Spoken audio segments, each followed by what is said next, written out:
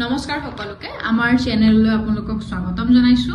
ভিডিঅ'টি আৰম্ভ কৰাৰ আগত সকলোকে ভোগালী বিহুৰ উলগ জনালো। এই ভোগালী বিহুৱে আপোনাৰ জীৱনলৈ কঢ়িয়াই আনক সমৃদ্ধি, শান্তি, স্বাস্থ্য আৰু সফলতা। আপোনালোকৰ শিক্ষা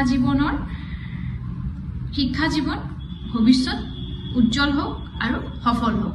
এই কামনাৰে আজিৰ এই ভিডিঅ'টি আৰম্ভ কৰিছো। আজিৰ এই ভিডিঅ'টিত আমি আলোচনা কৰিম যে ক্লাছ 10 ওপেন বোৰ্ড এক্সাম মানেনো কি, কোনে কোনে এই এক্সাম দিব পাৰিব, সাৰ্টিফিকেট ভ্যালিড হয়নে, ভবিষ্যতে চাকৰি বা কলেজত কিছু অসুবিধা হ'ব নেকি। তো আজিৰ এই ভিডিঅ'টিত সকলো প্ৰশ্নৰ উত্তৰ আমি আপোনালোকক দিম, তেন্তে ভিডিঅ'টি শেষলৈকে চাব।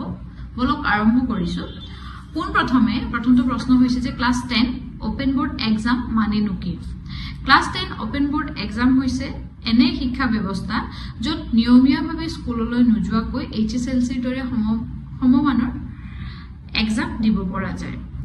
এই শিক্ষা ব্যৱস্থা বিশেষকৈ তেওঁলোকৰ বাবে উপযোগী যিসকল স্কুল এৰি দিয়া ষ্টুডেণ্ট, HSLC পাছ কৰিব পৰা নাই বা বহু বছৰ আগতে নিজৰ পঢ়া বন্ধ কৰিছে, চাকৰি কৰা লোকসকলৰ বাবে আৰু বয়স অধিক হোৱাৰ বাবে স্কুলত যাব নোৱাৰা ষ্টুডেণ্টসকলৰ বাবে এই ওপেন বোৰ্ড এক্সামৰ জৰিয়তে তেওঁলোকে উপযোগী হ'ব।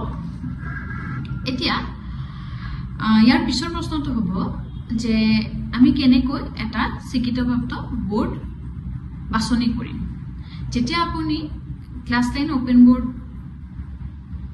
এক্সামৰ বাবে বোৰ্ড এখন সিলেক্ট কৰিব, সদায় আপোনালোকে চাব যে বোৰ্ডখন গভ ৰেকগনাইজ হয়নে আৰু ইয়াৰ সাৰ্টিফিকেটখন ভ্যালিড হয়নে।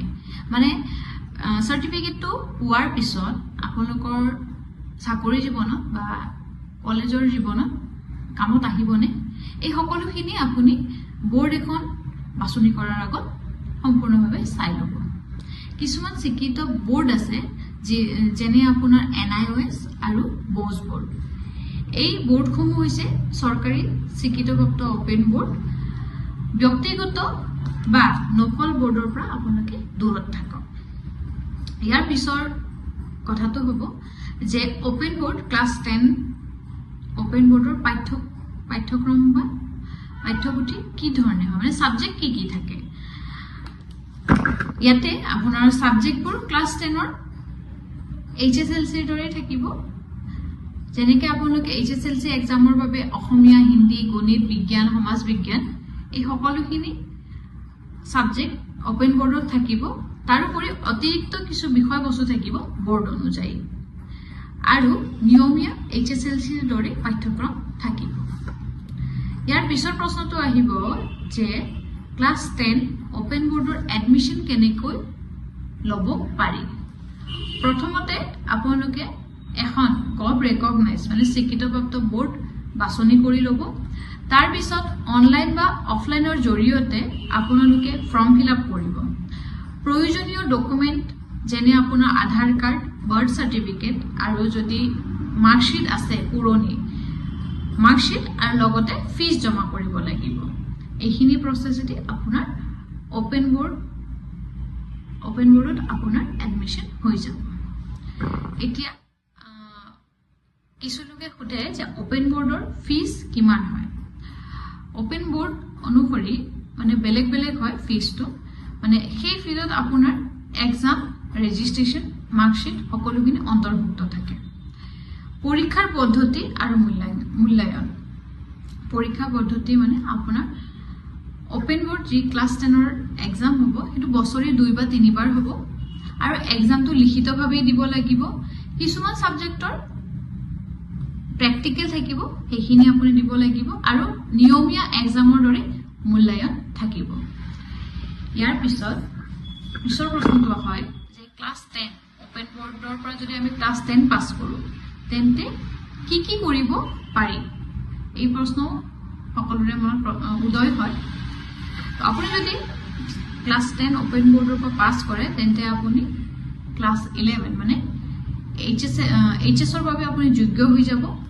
ITI ডিপ্লোমা কোৰ্স আপুনি কৰিব পাৰিব। চৰকাৰী প্ৰাইভেট আদি সকলো চাকৰিতে যোগদান কৰিব পাৰিব। যদি আপোনাৰ বোৰ্ডখন ভ্যালিড হয় তেন্তে কোনো ধৰণৰ সমস্যা নহয় class 10 open board gov recognise যিকোনো কলেজত যিকোনো ক্ষেত্ৰত আপুনি যোগদান কৰিব পাৰিব আৰু ই হৈছে সম্পূৰ্ণ ভ্যালিড নকল বোৰ্ডৰ পৰা আপোনালোকে সাৱধান হওক বোৰ্ডৰ ৱেবসাইট চাই সাৰ্টিফিকেট ভেৰিফিকেশন আছে নে নাই সেইবোৰ আপুনি চাই ল'ব open board class 10 open board পৰীক্ষা এটা দ্বিতীয় সুযোগ হয় নকল পথ নহয় শুদ্ধ তথ্য শুদ্ধ বোৰ্ড আৰু শুদ্ধ সিদ্ধান্তই আপোনাৰ ভৱিষ্যত সুৰক্ষিত কৰিব এই সকলোখিনি আজি ভিডিঅ'ত আমি আলোচনা কৰিলো যে ক্লাস 10 ওপেন বোৰ্ড এক্সাম কি হয় কেনেদৰে দিব পাৰি কেনেকৈ এডমিশন কৰিব পাৰি এই সকলোখিনি এই ভিডিঅ'ত আমি আলোচনা কৰিলো আশা কৰো ভিডিঅ'টি আপোনাৰ বাবে সহায়ক হওক আৰু যদি